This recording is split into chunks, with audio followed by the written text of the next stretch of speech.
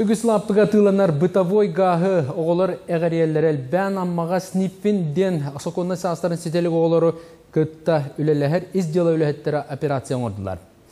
Кейлер сүрін соруқтара маннық гаға тылыр маға хыттарға сылжан аты хыттарға сәретер үлә болар.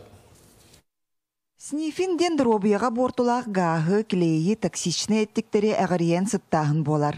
Кәннеке кәмге бұ қуғаған жаллық оскола састақ оғылырға, үтчі жон ортатуғар кеңнік тарханан әрәр.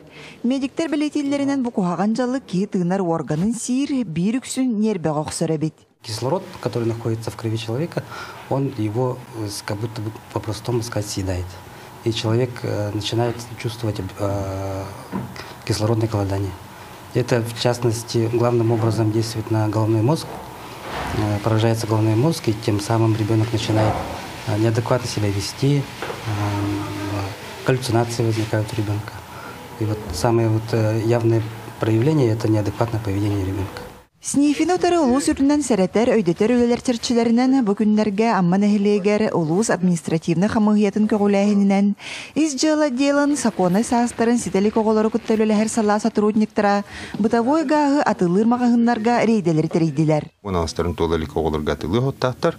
Оны өте тоқтар бабылачылық олы сұрықтар өпіттер биремелері хоқ болағына қайдақ қаныры кабылынақтарына сұруқтан еңікталар.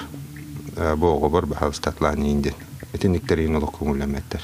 Рейді кемегер мағығын атығыттарығар ыстырап тұғынан сәрәтер ехетіндерилер оңырдылар.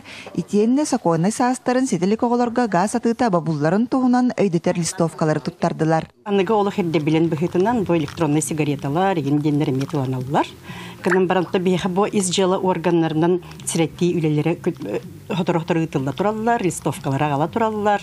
Onun otan atılır bıtıgar, atıl haçtan bastatan turun paspırnır debit. Hukonni sahın onağın tolbut pollarına atıga köngülünür. Indiketin bu kuhağın jallık ödüybetin innitten manның qabağının ақтарайынлары осколаларынан сылжан тәрі ектірі. Лия Яковлева, Михаил Имшанов, Саха телевидениеті, Амма.